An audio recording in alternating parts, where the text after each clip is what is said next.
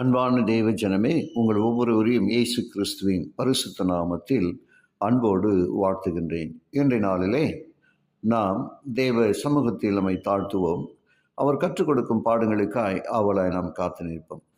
இந்த உலகம் தேவனால் உருவாக்கப்பட்டது என்பதை ஒவ்வொரு ஜீவராசியிலும் அதனுடைய வடிவமைப்பிலும் நாம் காண முடிகிறது.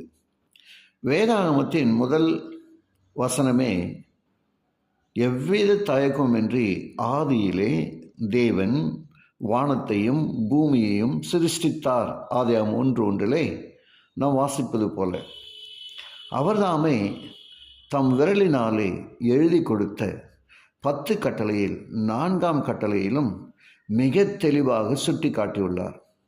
இயேசுவே சிருஷ்டிகர், படைத்தவர், மெய்யான தெய்வம் என்பதற்கு ஓய்வு நாள் ஒரு பலமான அத்தாட்சியாகும்.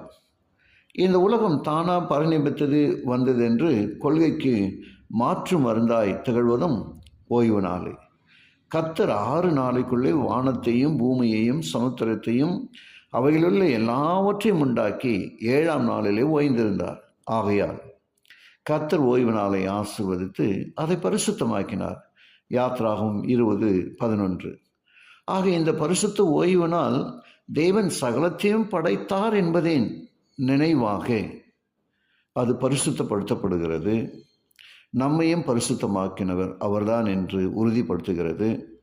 ஆக இந்த கட்டளை நாம் மறுப்போமானால் நம்மை சுற்றி இருக்கிற பரிணாம தத்துவம், அதாவது மனுஷன் குரங்கிலிருந்து வந்தான், எல்லாம் தானாக உண்டாச்சு அப்படிங்கிற பொய்க்கு நாம் தள்ளப்படுவோம்.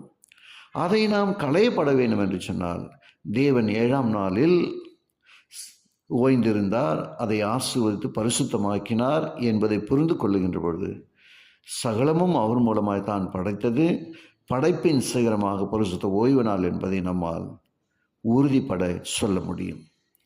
ஓய்வு நாள் உண்மையுடன் கடைபிடிக்கப்பட்டிருக்குமேயாயின் இந்த உலகில் விக்கிரக ஆராதனையோ இல்லைவாதமோ ஒருபோதும் நுழைந்திருக்காது.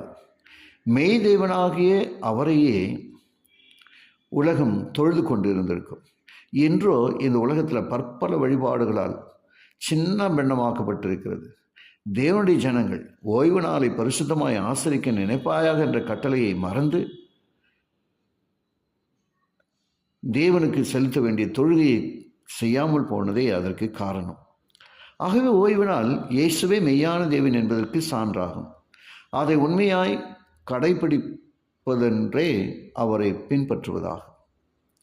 இளைப்பாற செய்யும் இயேசு. எறும்பு ஊற கல்லும் தேயும் என்பது பழமொழி. மனிதன் சுயநலம் கொண்டவனை பொருள் சேர்ப்பதில் நாட்டம் கொண்டு விட்டால் அவனுக்கு நேரம் கிடைக்காத பொருளாகி விடுகின்றது. கண் உறங்கக்கூட நேரம் கிடைப்பதில்லை.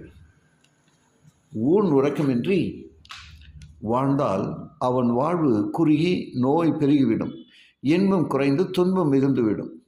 தேவன் உன் சுக வாழ்வில் அக்கறை கொண்டுள்ளார். பிரியமானவனே, உன் ஆத்துமா வாழ்வது போல நீ எல்லாவற்றில் வாழ்ந்து சுகமாக இருக்கும்படி விரும்புகிறேன் என்கிறார் தேவன்.